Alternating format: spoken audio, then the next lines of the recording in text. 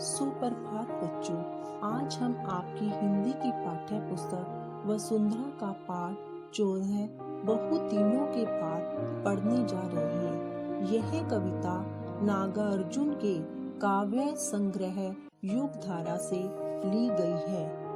ग्रामीण भागों का शहरीकरण हो गया है। ऐसे में मानव मन प्राकृतिक सौंदर्य को देखने को तरस उठता है। जब उसे यह अवसर मिलता है तो उसे कैसे संतुष्टि मिलती है, इसका वर्णन इस कविता में किया गया है। बहुत दिनों के बाद अब की मैंने जी भर देखी पकी सुनहली फसलों की मुस्कान। बहुत दिनों के बाद इसका अर्थ है कि जब कभी वो कुछ दिनों के बाद अपने गांव आते हैं तो वहां का प्राकृतिक सौंदर्य देखकर वे झूम उठते हैं। वे कहते हैं कि बहुत दिनों के बाद मैंने जी भर कर गांव में पकी हुई सुनहरी फसलों की मुस्कान को देखा है। अब कि मैं जी भर सुन पाया धान कूटती किशोरियों की कोकिल कंठी तान। बहुत दिनों के बाद अर्थात कवि का कहने का अर्थ यह है कि बहुत दिनों के बाद मैंने जी भर कर धान अर्थात अनाज कूटती युवतियों को कोयल के समान कंठ से गाते हुए सुना है।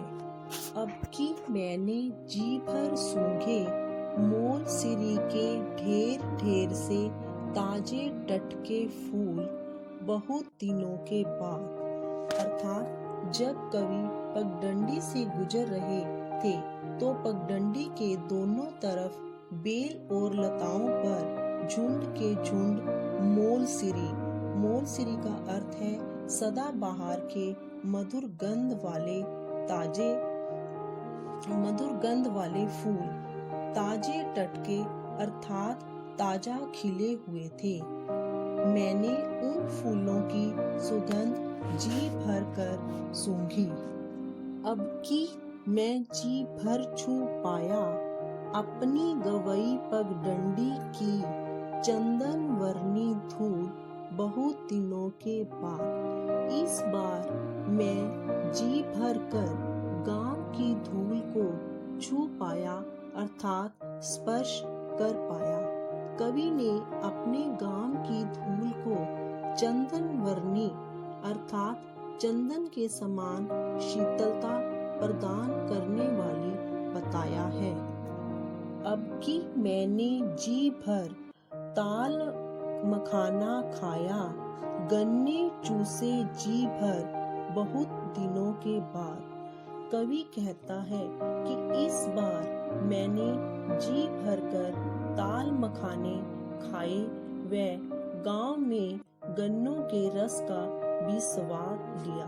ताल मखाना अर्थात ताल में पनपने वाला एक पौधा जिसके बीज खाने के लिए तथा यज्ञ इत्यादि में काम लाए जाते हैं।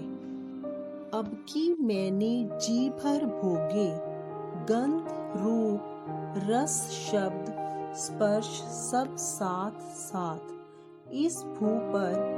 बहुत दिनों के बाद अंत में कवि कहता है कि बहुत दिनों के बाद गांव पहुंचने पर प्रकृति के वास्तविक रूप के दर्शन किए हैं। किशोरियों के गीतों के शब्द चंदनवर्णी धूल का स्पर्श खेत कलियानों का सुंदर रूप ताल मखाना और गन्ने का रस मोल सिरी के फूलों की गंध इन सब की अनुभूति लेने पर कवि को लगा कि उन्होंने देहात अर्थात गांव के प्राकृतिक सौंदर्य का अनुभव किया है।